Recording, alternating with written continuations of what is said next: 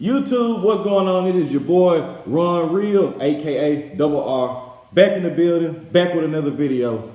Man, last night, very good night. I smoked some very good cigars. Man, I appreciate everybody that came out to the spot, man, kicked it with your boy. I had a good time, man. It was a very good time, but the show must go on. So I got to thinking, what should this next video be? So what I came up with is I'm gonna lay this video out completely flat surfaced. This is gonna be the video. If you know nothing about cigars, this is the video you're gonna want to pay attention to. I'm gonna just break down the different sizes and shapes of a cigar. As you're holding a cigar, different sections of it, what are they called? We're just gonna break everything down. This is gonna be legitimate cigar 101.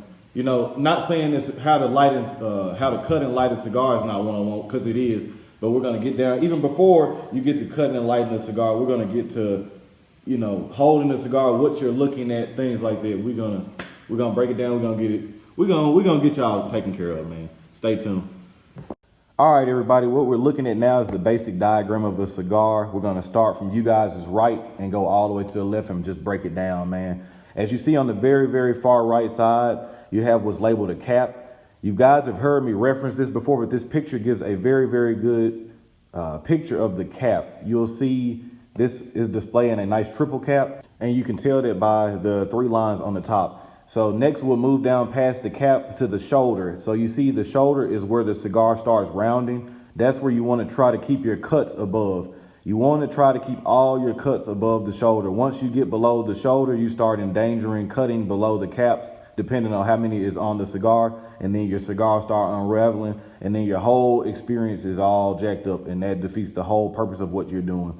The next part we're going to consider, you see what's labeled the head. That's just, in pretty much layman's terms, just the top part of the cigar is considered the head of the cigar. The whole cigar is considered the body of it, or the barrel. You'll see some people refer to it as the barrel, but most commonly it's called the body. Next, we'll go over the bottom portion of the cigar, which is referred to as the foot. So you'll hear people all the time saying, lighting the foot of my cigar. And that just means the very bottom of it. That's where, when you buy the cigar and you look at it, that's the exposed part where you could actually see the tobacco in the cigar. It's just the bottom of the cigar. So that would pretty much be the basic anatomy of a cigar, just your cap, your shoulder, your head, your body, and your foot. Don't overcomplicate this. It's very simple. All right, now that we got the basic anatomy of a cigar down, you need to learn the different cigar shapes. And it breaks down into 2 different groups. You have a Parejo or you have a Figurado. Those are the only 2 kinds of cigars you have. That just, everything falls under that category. The most common cigars that you'll see being smoked by people are Parejos, and these include things like Robustos, Toros, Churchills, Coronas, Corona Gordas, things like that. Your most popular Figurados are going to be Bellicosos, Torpedoes, Pyramids, Perfectos, and Chisels. And a fun fact about Chisels is you actually don't need a cutter to open the cigar. The only company I know that I smoked a chisel by is La Flor Dominicana, or commonly known as LFD, and they've perfected the chisel, but you don't need a cutter to cut that cigar. I actually will buy one and show you guys exactly what I mean in a future video. All right, man, breaking it down even further on the Parejo side, which Parejo just means straight-sided, pretty much. Like Figurados have these odd style shapes, but Parejos are just straight up and down. You see the straight lines on the body. So you have the regular Parejos, like I was saying, Robustos, Toros, Churchills, Coronas, things like that, just look like standard cigars. Then you have a box press cigar, which I actually am a huge fan of. I love box press cigars. And then you have Calibras, which are pretty rare. You don't really see many Calibras around at all. But I smoked a couple of them, and they're just kind of a cool novelty to say you smoked one. There are a couple random stories out where people say that they were designed to keep people from stealing, keep the factory workers from stealing, because they were such an odd shape, since they were twisted together, that they weren't going to be able to sell those on the outside. And then you have a story that they're just given to the factory workers to keep them from actually smoking product in the factory. They give them those at the start of the day, so they'll have their own cigars to smoke. All right, taking a deeper look into the Figurados, like you'll see here, you have Torpedoes, which are by far the most common type of Figurado sold. And then you have the Bellicoso, which just doesn't have, it looks the same, except the head isn't as pointy, as you can tell from the picture. Then you have pyramids, which again, like calibras, you don't really see pyramids that much. You see, I know some companies that make them, but there are a lot of companies that just don't deal with them. Then you have perfectos, and then you have the chisel. Like again, I said, LFD is the only company that I know about that actually makes chisels effectively. Actually, the only company I know, period, that makes chisels. There may be others, but I just don't know about them. All right, now we're going to go into the different sizes of Parejo cigars.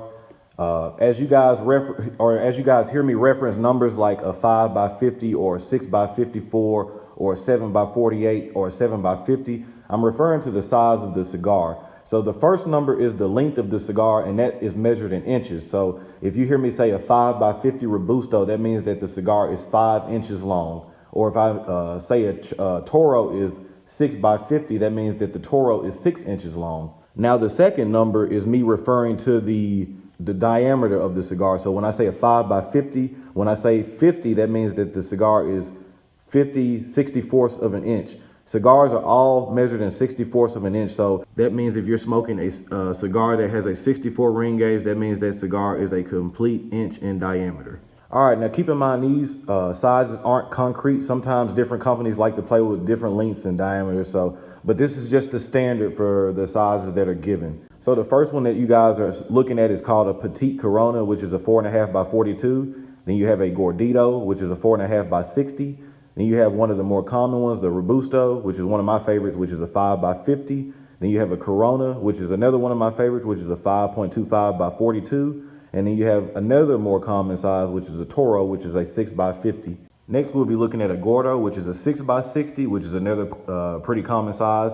Then you have a Panatella, which is a 6 by 34. Then you have a Longsdale, which is a 6.5 by 42. Then you have a Churchill, which is a 7 by 48, which can also be a 7 by 50. Then you have a Lancero, which is by far my favorite size, a 7.5 by 38. Then you have a double Corona at a 7.5 by 50. Then you have a Grand Corona, which is a 9.25 by 47.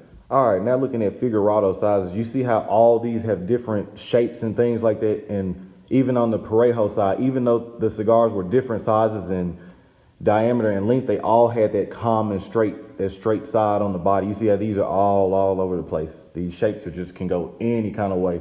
But first we'll look at that more common Torpedo, which is a 6 by 48. Then you have a Bellicoso, which is a 5.5 by 50. Then you have a Pyramid, which is a 6 by 52. Then you have the Salomon Perfecto, which is a 7.25 by 57. Then we ended off with a Diademas Perfecto, which is an 8 by 55. All right, so that was the basics as far as cigar anatomy and cigar shapes and sizes. Man, if you don't learn anything else from this video, what I want people to get out of it is jump outside the box, man. You cannot consider yourself an aficionado or a connoisseur and you only smoke 3 or 4 different kinds of cigars, or you only smoke 1 or 2 different sizes. It's too much stuff out there, man. Explore sizes, shapes, different brands. It's way too much stuff out there. Way too much stuff. So, especially if you're just jumping off into it, man, don't get boxed in and just thinking that, oh, I'm only gonna smoke Toros or 6 by 60s, or I'm only gonna smoke My Fathers, or I'm only gonna smoke Party. Man, smoke all that stuff. Smoke all of it, because just as soon as you think you have a favorite, you'll smoke something else and that'll become your favorite. Padrones are my favorite cigars right now, but there may be some other things that jump ahead of it. There have been quite a few Tatuajes that have been right up there with the Padrones. So the major factors in this is just making sure that you choose the correct size and diameter, and smoke time is going to be really, really important too. If you got 40 minutes to smoke a cigar, don't pick up a Churchill. If you got 2 hours to smoke a cigar, why would you pick up a Corona? Buy something that you can enjoy for the majority of the time that you have to be free. So all in all, man, this was just a video just to break down the very, very, very basics of cigar sizing and shapes and the anatomy of the cigar. That way, when somebody's talking to you now and say, man, what do you think, or what do you think about this double cap? Is this sloppy or neat to you? You won't be looking at them like, what? So you'll know what they're talking about. Or they say, how long does it usually take you to light the foot of your cigar? You'll know all this stuff now. So I appreciate you guys for tuning in to me, man. And y'all already know what it is. Y'all can catch me on the next one, and we're going to holler at you.